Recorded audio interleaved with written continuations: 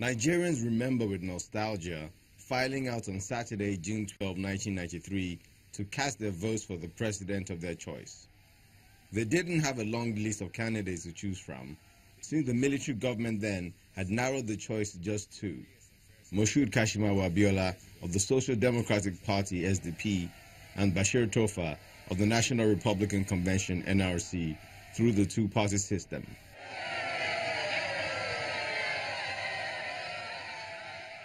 The elections were generally adjudged peaceful throughout the country, and Nigerians eagerly awaited the results. That waiting soon turned out into days, and then the bombshell. It is true that the presidential election was generally seen to be free, fair, and peaceful. However, there was, in fact, a huge array of electoral practices virtually in all the states of the Federation before the actual voting began. The days that followed were laden with protests and processions, all expressing the anger and disapproval with the junta's decision. Even the man in the middle of it all, Moshood Abiola, will not let go his mandate without putting up a fight. The people of this country went to polls on Saturday, June 12, 1993, and without let or hindrance chose me as their president. Didn't they? But the government of the day would not budge, and the struggle to actualize the June 12 mandate has claimed several lives, notably that of the proclaimed winner, popularly known as MKO, his wife Kudirat, Alfred Urane, and even a journalist, Bagauda Kauto. 15 years after the historic election in June 2008, the man who superintended over the election declared MKO Abiola the winner. Although many applauded his courage, they wanted the government of the day to go the whole hog and declare MKO Abiola as a former president, and indeed recognize June 12 as a national holiday. Some states in the Southwest have been observing June 12 as a public holiday, but with today's announcement by President Buhari, the entire country appears to be on the same page, and the days ahead will definitely be awash with reactions on this latest development. Oralu Ashonibare, Channels Television News.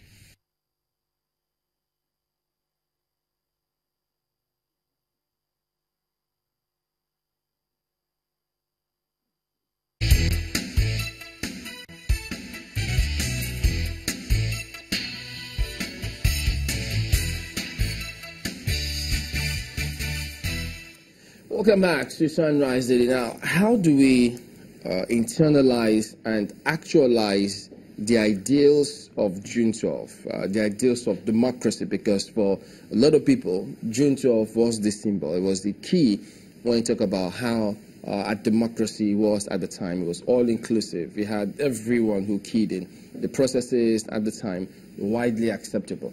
Now, as we talk about solutions to a lot of things that have been talked about out there, first, the results of the elections at the time. Yes, we know that it was truncated midway by the courts. Yes, by the judiciary, who gave an order. Where should we take it from now? Should they go back, announce the results? How will they do that? And that's why I said that is a process that we have to complete. You know, it's not beyond the ceremony today.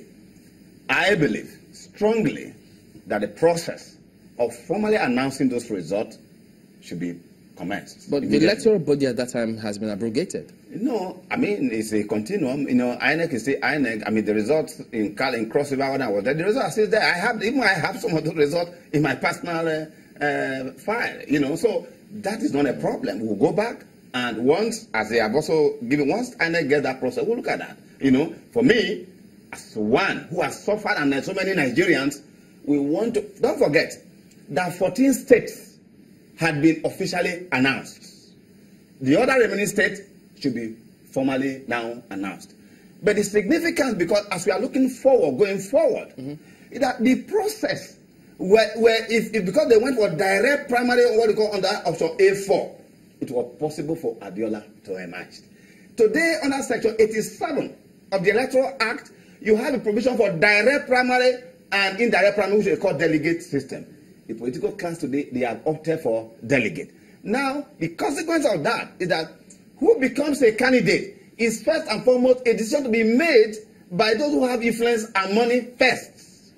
And that is why people like us in the system and why INEC will be irrevocably determined to ensure that the election is not rigged is because that at the end of the day, the Nigerian people are only presented with the choices already made by those who had influence and money in the political parties for election. So what we really basically have is a question of choosing between those that have been taken by the elite. So we want that kind of process that can throw a popular person that Nigerians have. We know that when you are in office, you will stand in for Nigerian people.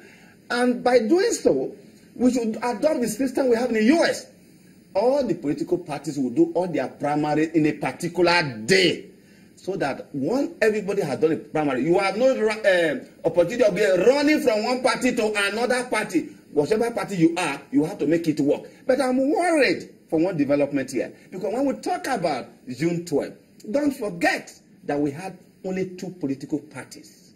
So as part of national integration and national unity, Zamfara, Delta, Sokoto, Akwa Ibom, every one of you either be in NROC or you are in a SDP. But today, we have 68 political parties, over exceeding, going to 70, all right, in the US, in other parts of the world. To exist as a political party in fulfillment of Section 40 of the Constitution is one thing. To access a ballot, to be on the ballot paper, requires other criteria. But today, we don't understand the implication of that when we are comparing June 12, because of the fact that way back in 1952, Maurice Duvenger developed a theory about the implication of when you have 1 or 2 dominant political parties and you have more other political parties, you will have fractionalized the system in such a way that the electorate, no matter what happens, when they look at the parties, even the ones that ordinarily that are supposed to be dominant, that are not popular, they will have no choice but to vote for those political parties. So the point here is that the fractionalization, this mushrooming of political parties, most of them are just a supporters club, because we now have some of them as supporters club right now, is not going to be helpful to also deal with the kind of thing we saw in June 12 when we had just 2 political parties. Mr. Banjo, weigh in on this. Well, I think the result should be announced. 1, to disgrace and humiliate the evil genius called Ibrahim Babangida. 2, to prove to the whole world that no matter what, truth shall overcome.